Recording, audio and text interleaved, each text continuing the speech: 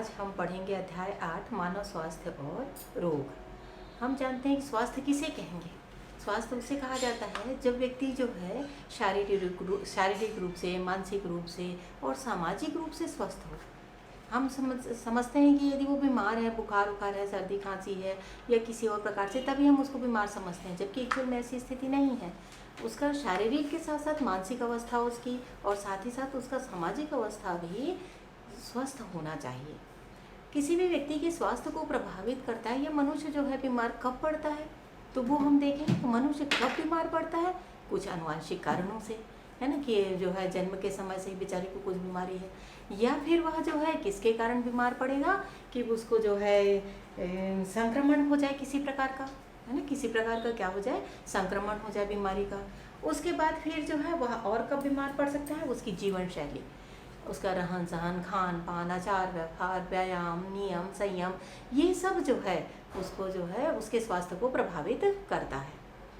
अब देखें कि मनुष्य के स्वास्थ्य को जो प्रभावित करता है इतने कारक, तो एक संक्षेप में थोड़ा सा जानिए कि मनुष्य का वास्तव में जो है रोग क्या है। रोग की स्थिति में किस प्रकार की बीमारी या रोग होता है, तो कुछ बीमारियां ऐसी होती हैं जो जन्मजात होती हैं, जन्म से ही, कुछ उपार्जित होती है अर्थात जन्म के बाद होती हैं। उपार्जित बीमारियों को हम फिर से दो वर्ग में बांट सकते हैं, संक्रामक और असंक्रामक।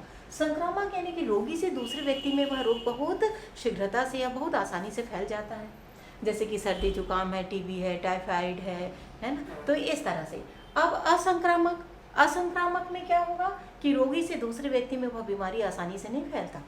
यह जो असंक्रामक बीमारी के फिर बहुत सारे जो है प्रकार हैं, उनमें हम देखें कि सबसे पहले को हम आश्रित रोग, है ना, डीजेनरेटेड। इसमें क्या होगा कि शारीरिक अंगों का नष्ट हो जाना, है ना, ये लेकिन किसके बाद हो रहा है, जन्म के बाद, मतलब ये किसके बाद, जन्म के बाद, और संक्रामक भी नहीं है, याद रखेंगे, उपार्जित बीमारी है ना। आश्रित रोग में शारीरिक अंगों का नष्ट हो जाना, जैसे कि कभी अचानक जो है उसका हृदय जो है ठीक से कार्य नहीं कर पाता, है ना, वाल्व खराब हो जाता है, ऐसा हम लोग सुने हैं। और हम सुने हैं कि उस व्यक्ति का जो है क्या हो जाता है, कभी उसको पैरालिसिस हो जाता है, तब उसका शारीरिक अंग ठीक से कार्य नहीं करता। फिर उसके बाद हीनताजन्य रोग, विभिन्न पदार्थों की कमी से, जैसे विटामिन हैं या मिनरल्स हैं, है ना, आयरन वगैरह इत्यादि की कमी हो जाए, तब जो है वह रोग कहलाता है हीनताजन्य। जैसे एनीमिया का नाम हम जानते हैं, एनीमिया यानी कि रक्त अल्पता, जो कि किसकी कमी से हो जाती है, जब मनुष्य के शरीर में आयरन की कमी हो तब हो जाता है। विटामिन सी की कमी से स्कर्वी रोग हो जाता है। रिकेट्स बीमारियां हैं जो कि कैल्शियम इत्यादि की कमी से, विटामिन डी की कमी से हो जाता है। फिर उसी प्रकार है एलर्जी। एलर्जी जो है किसी पदार्थ के प्रति अति संवेदनशीलता को बताता है। अति संवेदनशील है किसी पदार्थ के व्यक्ति, किसी पदार्थ के प्रति यदि मनुष्य, तब उसमें एलर्जी उत्पन्न होता है। सबको नहीं होता है ना, कोई कोई मनुष्य ऐसे होते हैं। फिर है कैंसर। कैंसर के बारे में हमने पढ़ भी चुका है पहले से ही, और आज थोड़ा सा और जान लें कि कैंसर क्या है, अनियमित ऊतक वृद्धि। फिर उसके बाद है अनुवांशिक रोग। अनुवांशिक रोग जो कि कहाँ से, तो वो कौन कौन सा रोग है, तो हम लोग पढ़े हीमोफीलिया, वर्णांधता, ये सब, और सिकल सेल एनीमिया, ये सब एल्केप्टोन्यूरिया, है ना, तो ये है अनुवांशिक रोग। सामाजिक रोग, है ना, एक नया टर्म्स जो कि हम कभी नहीं कह सकते कि वो कोई बीमारी है। जैसे कोई व्यक्ति बहुत अल्कोहल पीता, मतलब शराब पीता है, मदिरापान करता है, तो उसको हम बीमार नहीं कहेंगे, लेकिन एक्चुअल में वह किसके कारण ऐसा करता है, उसकी मानसिक अवस्था ठीक नहीं है, तभी वह शराब या नशा करता है। तो इस तरह से मदिरापान और नशा करना ये सामाजिक बीमारी के अंतर्गत आ गए। अब आज हम देख लेते हैं और थोड़ा सा जो है कि मनुष्य में होने वाले सामान्य रोग कौन कौन से हैं, ऐसी कौन कौन सी बीमारियां हैं कि जो कि किसको हो जाती हैं, मनुष्यों को होती हैं। इनमें हम आ जाते हैं कि यहाँ पर मनुष्य में सामान्य रोग, मनुष्य में सामान्य रोग है। देखिए सबसे पहले जो है ना, मनुष्य में सामान्य रोग, जनरली उसको जो है ये रोग जो है हो जाता है ना। और उसके बाद कौन कौन से रोग होते हैं, तो हम देखेंगे कि यह रोग कैसे होता है। तो मनुष्य में जो रोग उत्पन्न करता है, कौन उत्पन्न करेगा, जीवाणु उत्पन्न करता है, विषाणु उत्पन्न करता है, और कौन उत्पन्न करता है, कवक उत्पन्न करता है, और कौन उत्पन्न करता है, प्रोटोजोआ उत्पन्न करते हैं, और कौन उत्पन्न करता है, कृमि, है ना। ये जो है मनुष्य में विभिन्न प्रकार की बीमारियों को उत्पन्न करते हैं, जो हम जानते हैं, बैक्टीरिया, वायरस, कवक, प्रोटोजोआ और कृमि, ये सभी जो हैं क्या कहलाते हैं, रोगजनक, अर्थात रोग को उत्पन्न करने वाले, पैथोजन। अंग्रेजी में उसको क्या बोलेंगे हम, पैथोजन। ये जो पैथोजन है कहाँ जाता है? मनुष्य के शरीर में, अर्थात परपोषी होस्ट, जहाँ पर उसका पोषण हो रहा है वहाँ पहुँचेगा और उसके शरीर में जाके वो क्या करता है? अपनी संख्या में बहुत वृद्धि कर लेता है। संख्या में वृद्धि कर लेता है तो परपोषी में कुछ लक्षण उत्पन्न होते हैं। कौन कौन से लक्षण उत्पन्न होते हैं ये हम देखते हैं। ताप, उसका शरीर का ताप बढ़ जाता है, श्वसन दर में वृद्धि हो जाती है, हार्ट बीट बढ़ जाता है और जीभ जो है सूखने लगती है, मुंह सूख गया बोलते हैं ना, भूख नहीं लगती, कमजोरी आ जाता है, उसका यूरिन पीले रंग का हो जाता है ना। तो ये सभी जो है क्या है? परपोषी में लक्षण उत्पन्न होते हैं। जब ये लक्षण उत्पन्न होते हैं तभी कहा जाता है कि वो व्यक्ति अब क्या हो गया? रोगग्रस्त हो गया। अब देखते हैं हम लोग कुछ सामान्य रोग के बारे में, मनुष्यों को जो होता है जो बीमारी, उसके बारे में, और कौन इन बीमारियों को फैलाता है, उनके लक्षण कौन कौन से हैं, उनका उपचार कैसे किया जाए। सबसे पहला है आपका हैजा। हैजा बीमारी जो है, कॉलेरा जिसे कहते हैं, यह होता है जीवाणु जनित रोग है विब्रियो कॉलरी के द्वारा, है ना। और हैजा जो है हम जानते हैं कि इसमें पानी जैसा जो है दस्त और उल्टी होता है, लगातार होते रहता है और शरीर में जो है किसकी कमी हो जाती है? पानी की कमी हो जाती है। त्वचा बिल्कुल जो है सूख जाती हैं, आंखें एकदम अंदर धंस जाती हैं। और ये किसके द्वारा होता है? दूषित जो है जल पीने से होता है यह, है ना। और उसके बाद जो है इसका उपचार करने के लिए क्या है? डिहाइड्रेशन से बचने के लिए ORS वगैरह का घोल जो है देते रहना चाहिए समय समय पर। और इसका कुछ बहुत उपचार नहीं है, उसका बचाव ही सुरक्षा है, कहिए कि दूषित जल और भोज्य पदार्थ का यूज़ ना किया जाए। फिर उसके बाद क्षय रोग, टीबी के बारे में हम जानते हैं। ये भी जीवाणु जनित रोग है, माइकोबैक्टीरियम ट्यूबरकुलोसिस इसको जो है फैलाता है, इस रोग को उत्पन्न करता है। माइकोबैक्टीरियम ट्यूबरकुलोसिस के कारण इसका नाम टीबी करके रख दिया गया है ना। क्षय रोग नाम से ही समझ में आ रहा है, क्षय मीन्स जो है शरीर का क्या हो जाएगा? क्षय होने लगता है ना। व्यक्ति एकदम कमजोर दुबला पतला हो जाता है। किसके कारण होता है? तो दूषित वायु से होता है ये बीमारी और कुपोषण से। यदि दूषित वातावरण में रह रहा है, पर्यावरणीय जगह में, प्रदूषित जगह में, और उसको पर्याप्त मात्रा में भोजन ना मिले, तब यह बीमारी जो है हो जाती है। इसका भी बचाव का उपचार यही है कि पर्याप्त आराम करना, और इसकी जो है एक निश्चित अवधि तक लेने वाली बहुत सारी दवाइयाँ हैं। डॉट्स के नाम में नाम आप लोग सुने ही होंगे, जो कि दिखाता है टीवी में विज्ञापन इसका, है ना। तो इस तरह से जो है ये जो कंटिन्यूअसली उस दवा को यदि 3 महीने 6 महीने अलग अलग दवा का अलग अलग प्रिस्क्रिप्शन वैसा लिया जाए तो बीमारी को दूर किया जा सकता है।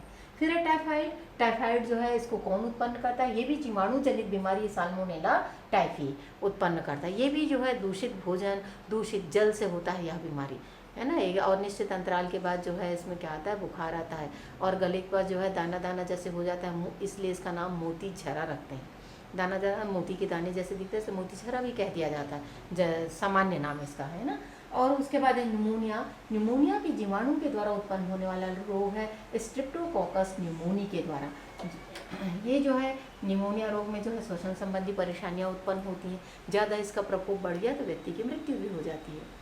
देखिए मैंने यहाँ पर जीवाणु इसलिए लिख दिया है कि परीक्षा में पूछता है जीवाणु जनित 2 रोगों के नाम बताइए, तो कोई भी 2 रोग के नाम आप बता सकते हैं। यहाँ पर 4 है ना, हैजा, क्षय रोग, टाइफाइड और निमोनिया।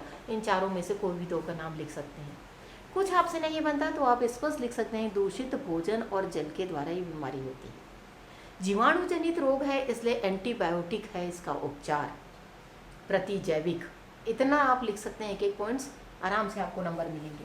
आगे देख लेते हैं हम अब विषाणु के द्वारा होने वाला रोग। 2 जो है रोगों का नाम यहाँ पर, जुकाम, सर्दी जुकाम जो होता है ना, सामान्य जुकाम, तो ये जो है कि उसके द्वारा होता है राइनो वायरस, है ना। राइनो वायरस के तो इसमें नाक से पानी पानी जैसा निकलता है, नाक और आँख से भी फिर बाद में निकलने लगता है, लाल हो जाता है नाक का अग्रभाग, है ना। तो ये बीमारी जो है, और ये जनरली जो है विषाणु जनित रोग है, तो इसका कुछ बहुत उपचार नहीं है। इसके लिए बस आराम करना और उसके बाद सिर्फ आराम करना, ये इसका उपचार है। 3 से लेकर 5 दिन तक इसका प्रकोप रहता है, फिर यह बीमारी दूर हो जाती है। ये हो गया आपका जुकाम राइनो वायरस के द्वारा। फिर उसके बाद इन्फ्लुएंजा भी कॉमन कोल्ड फ्लू जिसे कहते हैं, ये किसके द्वारा था? मिक्सो वायरस के द्वारा होता है ये। फिर देख लेते हैं हम लोग दाद माने दांत खाज खुजी, जो कि बारिश के दिन में ज़्यादा होता है ना। इसके लिए नम और गर्म वातावरण इसको जो है ज़्यादा फैलाता है, कहना चाहिए। दाद जो है ऐसी खुजली होती है त्वचा में, नाखून के आसपास, है ना। तो इस तरह से ये जो दाद है यह किसके द्वारा होता है? कवक जनित रोग है। कवक जो होते हैं रोग फैलाते हैं ट्राइकाफाइन माइक्रोस्पोरम। क्या नाम है? ट्राइकाफाइन माइक्रोस्पोरम कवक। यह कवक जो है इस दाद को, जिसे रिंग वर्म कहते हैं, फैलाता है। फिर उसके बाद है आपका मलेरिया।